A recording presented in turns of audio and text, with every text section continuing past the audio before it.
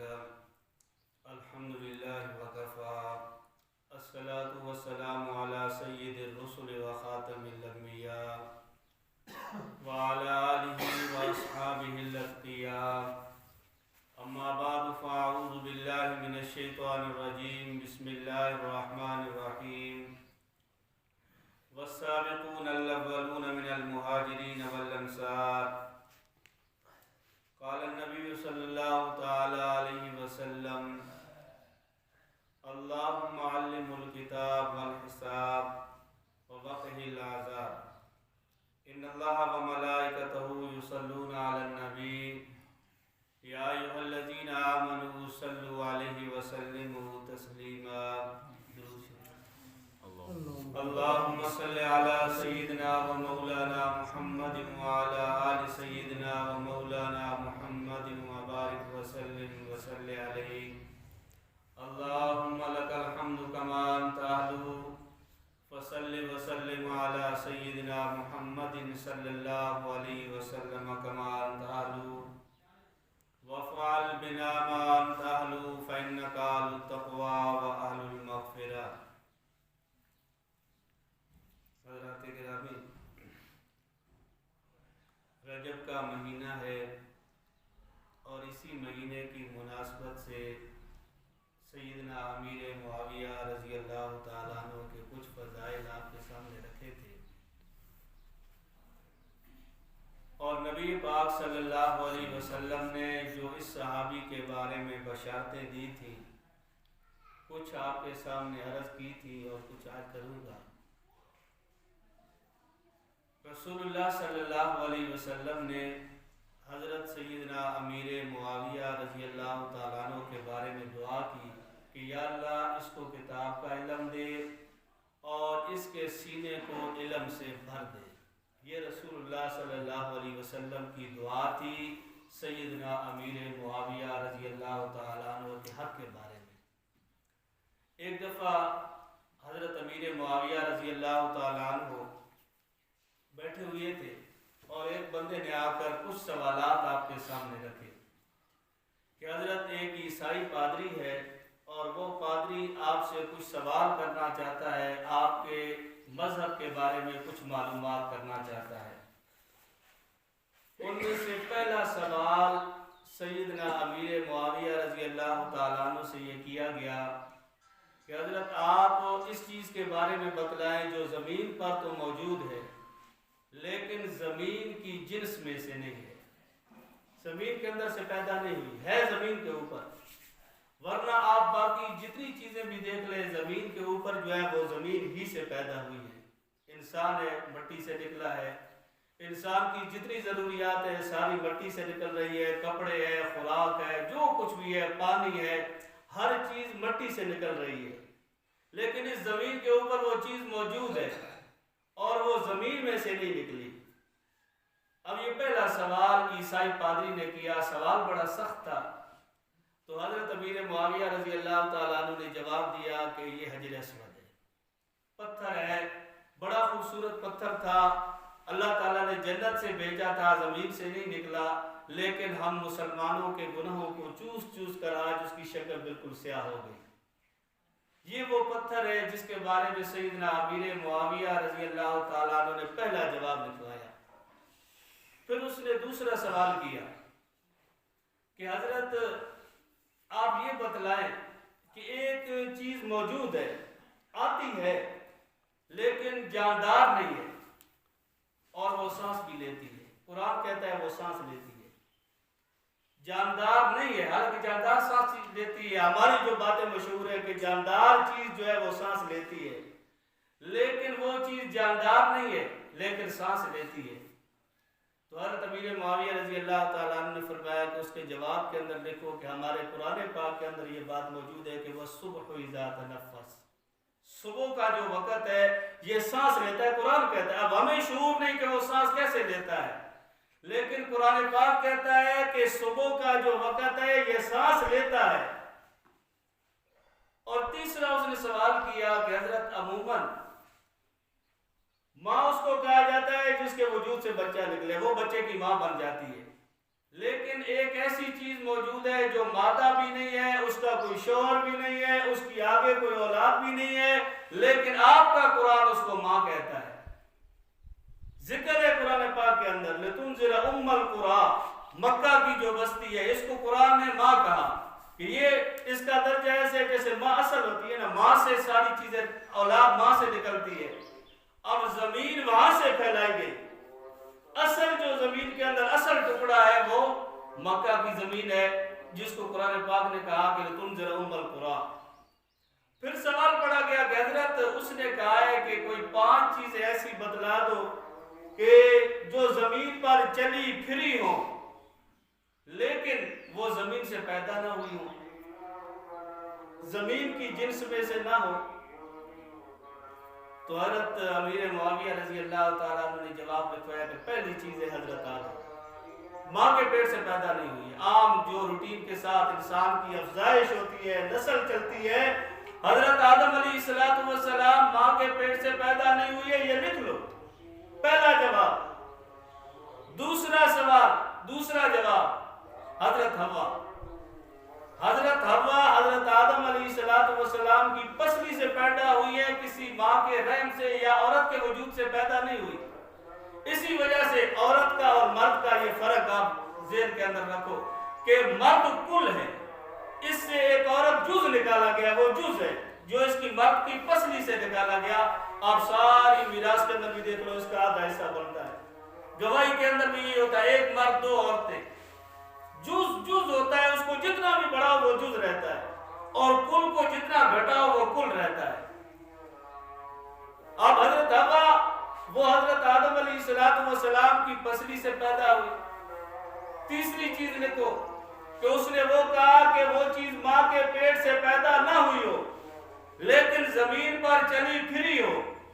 فرمایا حضرت موسیٰ علیہ السلام کا عصا سانپ بن گیا تھا، اژدہا بن گیا تھا، وہ زمین کے اوپر چلا بھی ہے، لوگوں نے دیکھا بھی ہے، لیکن کسی کو یہ سمجھ نہیں آئی کہ یہ عصا تھا یا یہ سانپ تھا۔ اسی عصا کو ڈالا گیا، وہ سانپ بن گیا، اسی کو پکڑا دوبارہ لکڑی بن گئی، لاٹھی بن گئی۔ اور چوتھی چیز حضرت امیر معاویہ رضی اللہ تعالیٰ عنہ نے یہ لکھوائی کہ حضرت صالح علیہ السلام کی اونٹنی، پہاڑ پھٹائے، قوم آ گئی کہ صالح ہم آپ کو پیغمبر تب مانیں گے جب یہ سامنے پہاڑ ہے اور اس پہاڑ سے ایک اونٹنی نکلے، گابن اونٹنی ہو، اور باہر آ کر وہ بچہ بھی دے دے۔ حضرت صالح علیہ السلام نے فرمایا کہ اللہ کے حکم کے ساتھ یہ بھی ہو جائے گا، لیکن یہ معجزہ مانگ رہے ہو، یہ معجزہ مل گیا۔ یہ چیز یاد رکھو، جب قوم معجزہ مانگتی ہے اور معجزہ مانگنے کے بعد معجزہ سامنے آ جائے اور پھر لوگ ایمان نہ لائے تو اس کے بعد فوراً وہ اللہ کی پکڑ کے اندر آ جاتے ہیں، پھر ان کی معافی کوئی نہیں ہوتی کہ یہ چیز انہوں نے خود مانگی ہے۔ ایک یہ نہ کہ نبوت خود معجزہ دکھلائے، اور ایک یہ کہ قوم نبوت سے یہ تقاضا کرے معجزہ دکھلانے کا۔ کہا کہ یہ سامنے پہاڑے، اونٹنی نکلے، گابن اونٹنی ہو، اور زمین کے اوپر جب آئے بچہ بھی دے دے۔ حضرت صالح علیہ السلام نے اللہ تعالیٰ سے دعا کی، اللہ تعالیٰ نے یہ معجزہ بھی دکھلا دیا، ان لوگوں کے سامنے پہاڑ پھٹا، اونٹنی باہر نکلی اور باہر آ کر اس نے بچہ بھی دے دیا۔ اب وہ کتنا وجود اس کا بڑا، جہاں جاتی تھی پانی کا پانی پی جاتی تھی، گھاس چر جاتی تھی، لیکن ایک معجزہ تھا، اس کا دودھ اتنا زیادہ تھا کہ پوری بستی والوں کے اوپر اسے ایک اونٹنی کا دودھ کافی ہو جاتا تھا۔ پھر جب اسی معجزے کے خلاف یہ اٹھے، اس کی ٹانگیں کاٹی، اس کو قتل کیا، اللہ تعالیٰ نے اس کے بعد اس قوم کو تباہ و برباد کر دیا۔ اور 5ویں چیز حضرت امیر معاویہ رضی اللہ تعالیٰ عنہ نے یہ لکھوائی کہ حضرت اسماعیل علیہ السلام ان کے اوپر جو دمبا فدیہ کے طور پر آیا تھا، وہ چیز ہے جو ماں کے پیٹ سے پیدا نہیں ہوئی۔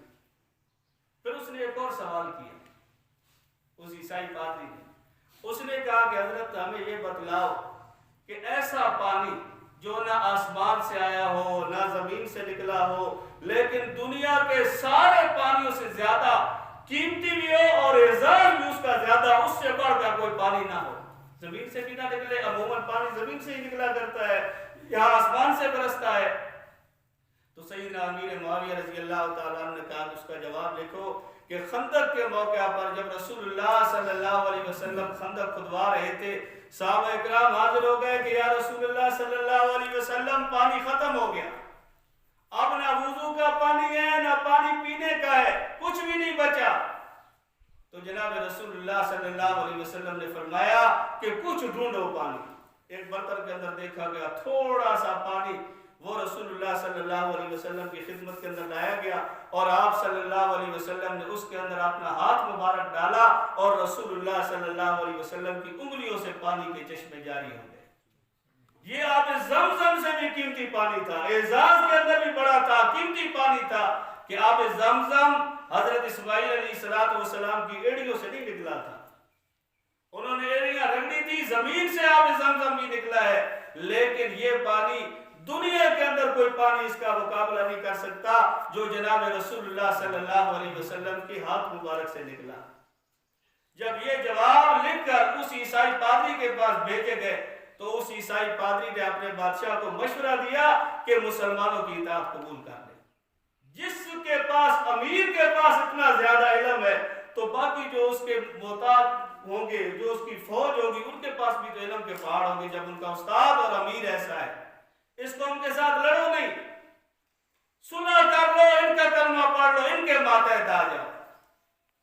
اور پھر اس صحابی کی کتنی بڑی قیمت کہ جناب رسول اللہ صلی اللہ علیہ وسلم کی زبان مبارک سے یہ کتنی بڑی خوشخبری ہوتی ہے کہ جنت کے ٹکٹ نبوت جو ہے نا وہ تقسیم کیا کرتی ہے۔ رسول اللہ صلی اللہ علیہ وسلم جس کو کہتے کہ یہ جنتی ہے، دنیا جتنا مرضی ہے زور لگا لے، اس کے اوپر کوئی بات نہیں بن سکتی، اس کو رسول اللہ صلی اللہ علیہ وسلم کی زبان مبارک سے جنت کا ٹکٹ مل چکا ہے۔ ایک دفعہ حضرت عبادہ بن صامت رضی اللہ تعالیٰ عنہ کے گھر کے اندر رسول اللہ صلی اللہ علیہ وسلم کی دعوت تھی۔ آپ صلی اللہ علیہ وسلم نے دوپہر کا کھانا وہاں پر جا کر کھایا۔ کھانا کھانے کے بعد رسول اللہ صلی اللہ علیہ وسلم اسی گھر کے اندر لیٹ گئے اور تھوڑی دیر کے بعد آپ کو نیند آ گئی۔ تھوڑی سی نیند آپ نے کی، آپ صلی اللہ علیہ وسلم اتنا خوش ہو کر مسکراتے ہوئے رسول اللہ صلی اللہ علیہ وسلم بیدار ہوئے۔ حضرت ام حرام رضی اللہ تعالیٰ عنہ کہتی ہیں کہ یا رسول اللہ صلی اللہ علیہ وسلم آج میں نے آپ کو بڑا خوش دیکھا۔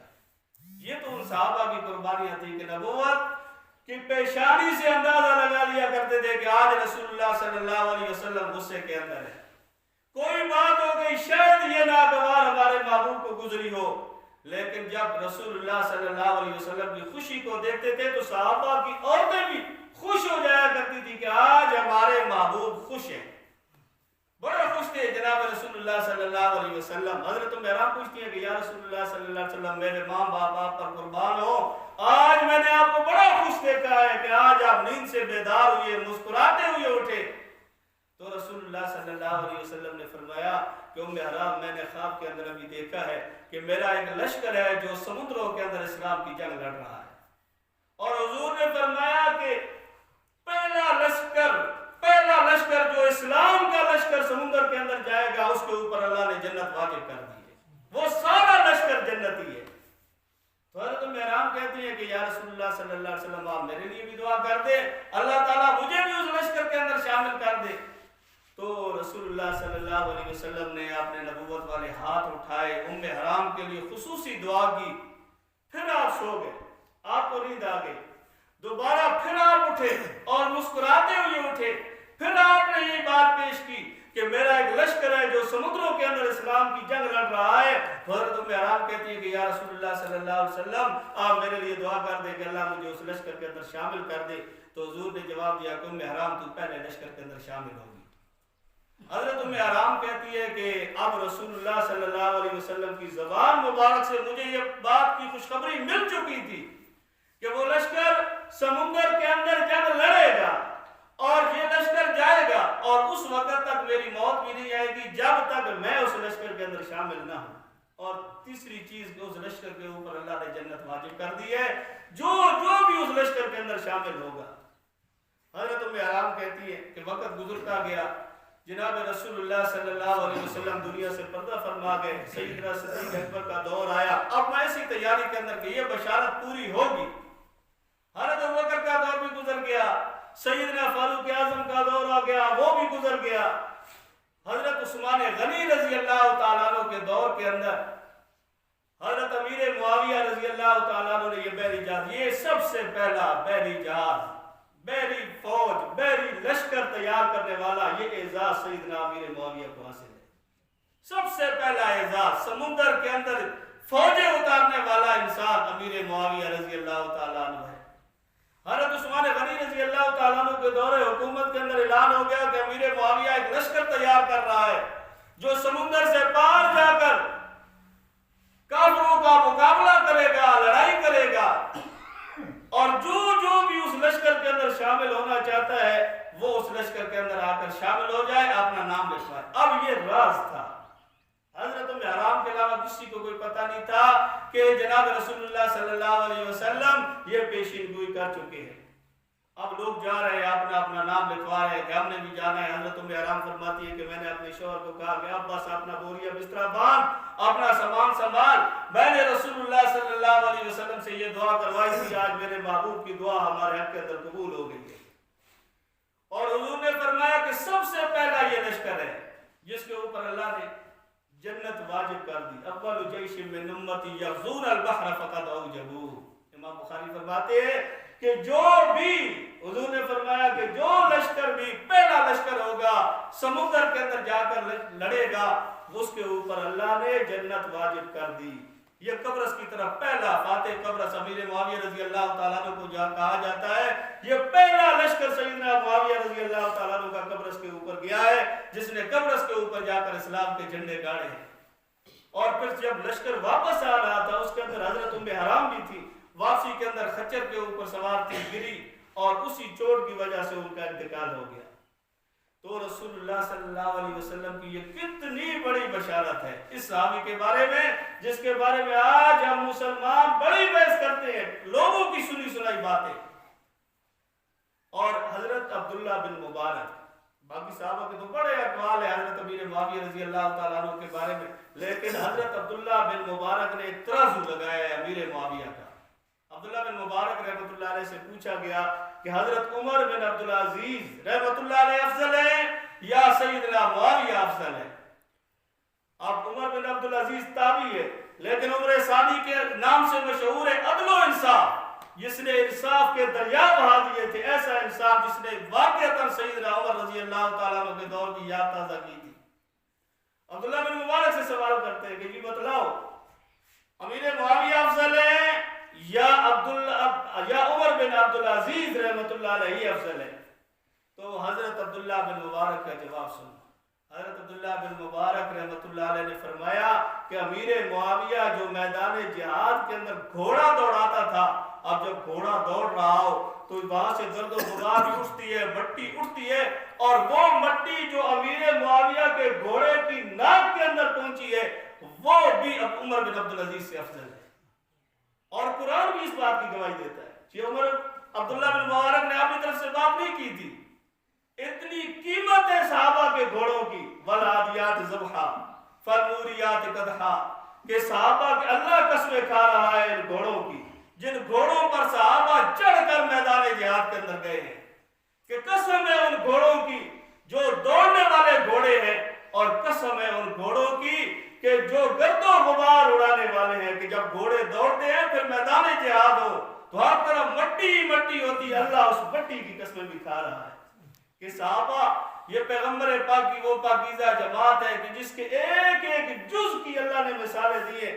آج جو صحابہ کے ساتھ گھوڑا لگا اس گھوڑے کی بھی قدر جان لو کہ ہمارا قرآن اس کی قسمیں بھی اٹھا رہا ہے۔ ان گھوڑوں کی قسم کہ جو گھوڑے جب چلتے ہیں اور پتھروں کے اوپر ان کے پاؤں لگتے ہیں تو وہاں سے آگ نکلتی ہے، کہ جب گھوڑا جوش کے اندر ہو، جذبات کے اندر ہو، جب دوڑ رہا ہو اور اس کے پاؤں کے نیچے کوئی بڑا پتھر آ جائے، جب یہ اس کے اوپر اپنا پاؤں مارتا ہے تو وہاں سے آگ نکلتی ہے، اللہ اس آگ کی قسمیں بھی کھا رہا ہے۔ یہ تھی وہ پاکیزہ جماعت۔ آج ہم مسلمان ہیں اور سیدنا امیر معاویہ رضی اللہ تعالی عنہ کا 22 رجب کو انتقال ہے۔ 64,65,000 مربع میل پر اسلام کا جھنڈا گاڑ کر دینے والا معاویہ، اور اس کا اعزاز پتہ ہے کتنا ہے؟ کہ رسول اللہ صلی اللہ علیہ وسلم نے ایک قمیض، میں نے پچھلے ایک جمعہ پر عرض کیا تھا کہ حضور نے خوشی کے اندر آ کر ایک قمیض آپ کو عطا کی تھی اور ایک چادر جناب رسول اللہ صلی اللہ علیہ وسلم نے عطا کی تھی. امیر معاویہ نے وہ دونوں چیزیں سنبھال کر رکھی ہوئی تھی کہ میں مر جاؤں میرا کفن جو ہوگا وہ یہ چادر جو رسول اللہ صلی اللہ علیہ وسلم نے مجھ کو عطا کی تھی اور جو قمیص کرتا جناب رسول اللہ صلی اللہ علیہ وسلم نے مجھ کو دیا تھا وہ مجھے پہنا دینا. انتقال ہو گیا. حضرت امیر معاویہ رضی اللہ تعالیٰ عنہ کو غسل دیا جاتا ہے، آپ کے لیے کفن لایا جاتا ہے. اب ایک چادر تو وہی ہے جو جناب رسول اللہ نے دی ہے اور ایک کرتا بھی وہی ہے جو عموماً کرتا ویسے تو ہم بغیر سلا ہوا پہنتے ہیں، لیکن یہ اعزاز تھا معاویہ کا جس کے بارے میں رسول اللہ صلی اللہ علیہ وسلم کی ایک حدیث ہے کہ جب معاویہ قیامت سے اٹھے، قیامت کے دن اٹھے گا تو اللہ تعالیٰ اس کو ایک نور کی چادر پہنائے گا. آج وہ پیغمبر پاک کا بھی ایک نور اس کے ساتھ لگا ہوا ہے. رسول اللہ صلی اللہ علیہ وسلم کے جسم اطہر کے ساتھ وہ چادر بھی لگی تھی اور وہ قمیص بھی لگی تھی. دیکھو حضرت علی رضی اللہ تعالیٰ عنہ کو ایک چادر جناب رسول اللہ نے دی تھی ہجرت کے موقع پر. صرف ایک رات حضرت علی رضی اللہ تعالیٰ عنہ نے وہ چادر پہنی تھی تو علی کا اعزاز کتنا بڑھ گیا تھا. اور جو قبر کے اندر وہ چادر اور قمیص پہن کر سو گیا اور ایک عرصے بعد اٹھے گا، واقعتاً اس کے اوپر ایمان کی چادر، نور کی چادر ہوگی یا نہیں ہوگی؟ اس صحابی کے بارے میں آج ہم اتنے لا علم ہیں، اتنے لا علم ہیں کہ 22 رجب کو ان کا انتقال ہوا. ہم اب جو دشمن تھے امیر معاویہ رضی اللہ، دیکھو دشمن جو ہے نا ہمیشہ تاک تاک کر وار کرتا ہے. آج ہمارے اندر یہ ساری چیزیں نکالی جا رہی ہیں کہ یہ صحابہ سے دور ہو جائے، یہ امت جہاد سے دور ہو جائے، یہ امت قرآن سے دور ہو جائے. آپ ہر چیز کو دیکھ لیں، صحابہ کے بارے میں ہمارا کتنا علم ہے. آپ مسجدوں کے اندر دیکھ لیں نمازی کتنے رہ گئے، قرآن پڑھنے والے دیکھ لیں کتنے رہ گئے. ہر چیز کا وقت ہمارے پاس موجود ہے. اعلیٰ سے اعلیٰ ڈگری ہم نے لینی ہے جو قبر سے باہر ہی رہ جائے گی. قبر کے اندر یہ ایمان کی ڈگری جائے گی، لیکن اس ڈگری کی کوئی تیاری ہماری نہیں. آپ دشمن ایسے وار کر رہا ہے کہ ہر چیز ان سے لو، صحابہ سے ان کو توڑو، قرآن سے ان کو توڑو، نماز سے، دین اسلام سے ان کو توڑو اور رسول اللہ صلی اللہ علیہ وسلم کی زندگی سے اس مسلمان کو توڑ دو. اور ہم مسلمان بڑے فخر کے ساتھ کہتے ہیں جی میں اتنی تعلیم حاصل کر کے آیا ہوں. ڈگریاں دکھلاتے ہیں نا ڈگریاں، تو جو اصل ڈگری تھی من ربوں کا، مادینوں کا، من نبیوں کا، وہ ڈگری پیچھے رہ گئی. یہ ڈگری ہمیں چاہیے تھی جس کے اندر ہم انجینئر بن جائے، ڈاکٹر بن جائے، وکیل بن جائے. حالانکہ اسلام کو ان چیزوں کا مخالف تو نہیں ہے. کرو اچھی بات ہے، اللہ نے وسعت دی ہے، ذہن دیا ہے، طاقت دی ہے، علم دیا ہے، بنو وکیل، بنو ڈاکٹر، بنو انجینئر، لیکن ایک دائرے کے اندر رہ کر. اسلام تمہارا مذہب ہے، اس کو آگے رکھو. یہ نہیں کہ ان کے پیچھے چلو. اب سائنس ہے، ہم بڑے بڑے نام لیتے ہیں لوگوں کے، حالانکہ سائنس کے سب سے پہلے جو کلیہ ایجاد کر کے دنیا کو دینے والا تھا یزید کا بیٹا خالد تھا، مسلمان تھا.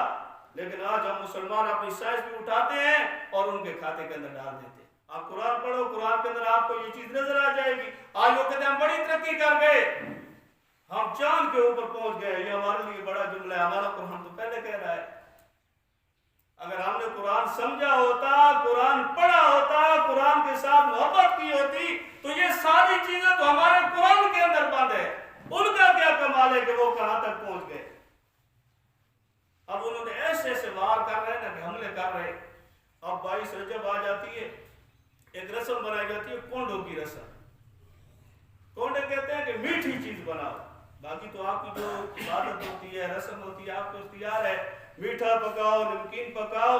لیکن 22 رجب یہ حضرت امیر معاویہ رضی اللہ تعالیٰ عنہ کی وفات ہے اور میٹھی چیز اس کا نام بنا دیا کونڈے. کونڈے کو یہ مسلمان، سنی مسلمان لوگ بھی پکاتے ہیں کونڈے، ان کو کوئی پتہ نہیں. اور کہتے ہیں جی امام جعفر صادق رحمۃ اللہ علیہ کی پیدائش ہے، ہم اس خوشی کے اندر یہ چیز تقسیم کر رہے ہیں. جو جھوٹ اس مذہب کو ملا نا، جو جھوٹ، وہ سارا حضرت امام جعفر صادق کے کھاتے کے اندر.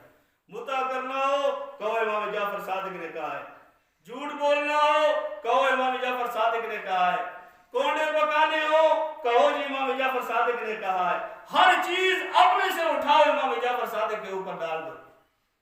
اب یہ بھی رسم بنا دی کہ امام جعفر صادق کی پیدائش ہے اور اس خوشی کے اندر ہم یہ میٹھا تقسیم کرتے ہیں، اور پھر اس میٹھے کی تقسیم کی جو انہوں نے طریقہ بنایا وہ بھی بڑا عجیب ہے کہ چھپ کر اندر بند کمروں کے اندر نہ چھپ کر یہ چیز پکاؤ، باہر کی ہوا بھی نہ لگے، ایسا چھپ کر بناؤ، یہ عبادت ہے کہ چھپ کر کہتے تھے جو ہم اس مذہب کو ظاہر کرے گا ذلیل ہوگا، ان کے پڑھے لکھ کر گئے ذلیل ہوگا، اپنے مذہب کو چھپا کر رکھو۔ یہ چیز بھی تھی کہ ایجاد کر رہے تھے چھپ کر اس کو اندر قبروں کے اندر رکھو، کوئی دیکھ نہ لے، باہر کی ہوا بھی اس کو نہ لگے، لیکن پکانی شرط یہ ہے کہ میٹھی چیز ہے، اور دوسری شرط یہ ہے کہ اندر چھپ کر پکانی ہے، باہر کسی کو پتہ نہ چلے۔ اب یہ بدعت ایجاد ہوئی تھی انڈیا سے، ایک رامپور کے علاقے سے، ایک نواب تھا رفضی، اس کی ایک منظور نظر تھی، لونڈی بڑی خوبصورت عورت تھی، کہیں ان کی ناراضگی بن گئی، ناچاکی بن گئی، تو اب اس کو پتا تھا، وہ جو لونڈی تھی، جو طائفہ تھی، اس کو پتا تھا کہ میرا جو یہ نواب ہے، یہ نواب رافضی العقیدہ ہے، اور یہ یاد رکھو رافضی کبھی بھی امیر معاویہ رضی اللہ تعالیٰ عنہ کے حق کے اندر نہیں آئے گا، ہر وہ کام کرے گا جو امیر معاویہ کے مخالف جائے۔ اب اس نے یہ طریقہ اختیار کر لیا کہ چلو جی 22 رجب کو ان کو تو اپنی چیزوں کا علم ہے، یہ ہماری نالائکی ہے، ہمارے پاس ان چیزوں کا علم نہیں کہ فلاں صحابی کی کب وفات ہوئی تھی، وہ تو ہر چیز ہمارے بارے میں رکھتے ہیں کہ ایسا کام کرو کہ ان کے مذہب کے اوپر حملہ، ان کو بھی ساتھ ملاؤ، ایسے ان کے اندر گڑ مڑ کرو تاکہ ان کو بھی پتہ نہ چلے کہ ہم یہ خوشی کر رہے ہیں، غم کر رہے ہیں، کیا کر رہے ہیں۔ اب اس خوشی کو نام دے دیا کونڈے، اس عورت نے کچھ میٹھی چیزیں پکوائی اور اس رافضی کی طرف بھیج دی اور کہا کہ میں اس خوشی کے اندر پکا رہی ہوں کہ چونکہ امام جعفر صادق کی پیدائش ہے۔ اب اس رافضی کو تو پتا تھا کہ کوئی امام جعفر صادق کی پیدائش نہیں ہے، بلکہ یہ تو حضرت امیر معاویہ کی وفات کا دن ہے، مسلمانوں کے لیے غم کا دن ہے۔ اب اس سے یہ رسم نکلی، انہوں نے محنت کی اور یہ محنت ہمارے سنیوں کے گھروں تک پہنچ گئی۔ آج سنی کو بھی کوئی پتہ نہیں، کونڈے بس نام سنا ہے، کونڈے پکا رہا ہے، طریقہ وہی ہے کہ چھپ چھپ کر پکا اور وہ پکی ہوئی چیز لوگوں تک پہنچا دو، لوگوں کو پتہ نہ چلے کہ یہ اس نے کیوں پکائی ہے۔ اتنے تک انہوں نے ہمارے اوپر وار کیے ہیں، لیکن دنیا جتنا مرضی زور لگا لے، جناب رسول اللہ صلی اللہ علیہ وسلم کی یہ جو پاکیزہ جماعت تھی، یہ جماعت حضور کی مقلد تھی، نبی پاک کی تقلید کرنے والے یہ لوگ تھے، اور ان کو قرآن قیامت تک رہے گا اور قرآن بولتا رہے گا، ان کا تعارف کرواتا رہے گا، کوئی سمجھے یا نہ سمجھے۔ صحابہ اکرام رضوان اللہ تعالیٰ علیہم اجمعین، ان کو قرآن نے کہہ دیا اللہ راضی ہو گیا، یہ اللہ پر راضی ہو گیا، اب لگے رہو تم آپس کے اندر۔ جیسے ایک شاعر کہتا ہے نا کہ اوپر انسان چارے چمک رہے ہوتے ہیں نا، رات کو بڑی چمک ہوتی ہے ستاروں کی، اور مینڈک بھی نکل جاتے ہیں، وہ بھی پوری رات آسمان کی طرف منہ کر کر کے وہ انگارے کرتے رہتے ہیں، لیکن آج تک کسی نے دیکھا ہے کہ مینڈک کی ٹر ٹر کی وجہ سے کوئی ستارہ بے نور ہو گیا ہو؟ یہی مثال ہے صحابہ اکرام کی، لگے رہو، ان کو تو میرا محبوب کہہ گیا ہے کہ وہ ستارے ہیں، اور پھر ان ستاروں کی طرف جو منہ کر کے تھوکے، منہ جو اوپر ہو اور اوپر تھوک ستاروں کی طرف پھینک رہا ہو، تو وہ تھوک کہاں جائے، واپس اسی کے منہ پر آئے گی۔ اور جب ان صحابہ کے بارے میں کوئی یہ ذہن، یہ عقیدہ رکھے، تو وہ جو بکواس کر رہا ہے وہ بکواس سارے اس کے اپنے اوپر آ رہے ہیں۔ صحابہ کو کوئی فرق نہیں پڑتا، وہ اللہ تعالیٰ نے ان کو جو مقام دینا تھا اس مقام تک ان کو پہنچا دیا۔ تو حضرت امیر معاویہ رضی اللہ تعالیٰ عنہ، یہ مہینہ ان کی یاد کا مہینہ ہے۔ مسلمان کو اتنی چیز کا تو علم ہو کہ اگر 22 رجب کے اندر، آج غالباً 20 تاریخ ہے رجب کی، اگر 22 رجب کو کوئی بھی بندہ آپ کے گھر کے اندر میٹھی چیز دے دے تو براہ کرم اس کو واپس کر دو۔ شاید آپ کے علم کے اندر نہ ہو کہ یہ کس خوشی کے اندر دے رہے، جتنی بھی خوشی ہو وہ اپنی خوشی کر رہا ہے، لیکن یہ اس کے ساتھ شامل نہ ہو، اس کا نظریہ، اس کا ذہن وہ کیسا ہوگا۔ اس لیے سیدنا معاویہ رضی اللہ تعالیٰ عنہ کے ساتھ محبت کی یہ مثال ہے کہ مسلمان اس صحابی رسول کے ساتھ محبت رکھے۔ کاتب وحی ہے، فاتح قبرص و شام ہے، یہ کابل، قندھار، یہ سارے علاقے امیر معاویہ تمہیں فتح کر کے دے گیا ہے، لیکن یہ مسلمانوں کی نالائکی ہے، ہر چیز ہم نے غیروں کو دے دی۔ ہم نے کوئی نہیں سمجھا کہ صحابہ اکرام رضوان اللہ تعالیٰ علیہم اجمعین کتنی بڑی امانت ہمارے پاس رکھوا کر گئے تھے۔ اللہ تعالی ہمیں صحابہ کے پیچھے چلنے کی توفیق عطا فرمائے۔ وآخر دعوانا الحمدللہ رب العالمین۔